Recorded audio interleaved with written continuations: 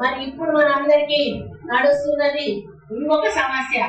మన ముఖ్యమంత్రి గారు మరి వారు పెద్ద కులస్తులు అంటే రెడ్డి అయినా కూడా బీసీ రిజర్వేషన్ కు కట్టుబడి, రాహుల్ గాంధీ గారు ఇచ్చిన మాటకు కట్టుబడి ఈరోజు 42% బీసీలకు రిజర్వేషన్ ఇస్తాము మేము అని చెప్పి అసెంబ్లీలో బిల్లు పాస్ చేసి మరి ఆర్డినెన్స్ తీసుకొచ్చి డిస్కషన్ పెట్టి కేబినెట్ లో ఆమోదం పొంది ఇవన్నీ చేసి మనం గవర్నర్ కు పంపిస్తే గవర్నర్ ని ఇక్కడ ఇయ్యాల్సింది పోయి వాళ్ళు కావాలని ప్రెసిడెంట్ కు పంపించి అక్కడ పెండింగ్ లో పెట్టి మనల్ని ఇరకాటంలో పెట్టి ఈరోజు ఏంటంటే కాంగ్రెస్ పార్టీ డ్రామాలు ఆడుతుంది, బీసీ వాళ్ళని నమ్మించే ప్రయత్నం చేస్తా ఉంది, కానీ వాళ్ళకి ఇవ్వాలన్న చిత్తశుద్ధి లేదనేటువంటి మాట మాట్లాడుతూ ఉన్నారు.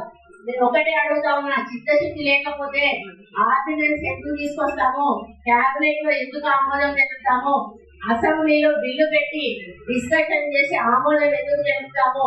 మీరే చిత్తశుద్ధి ఉంటే గవర్నర్ దగ్గర ఎందుకు సంతకం పెట్టలేదు? ప్రెసిడెంట్ దాకా ఎందుకు తీసుకుపోయారు?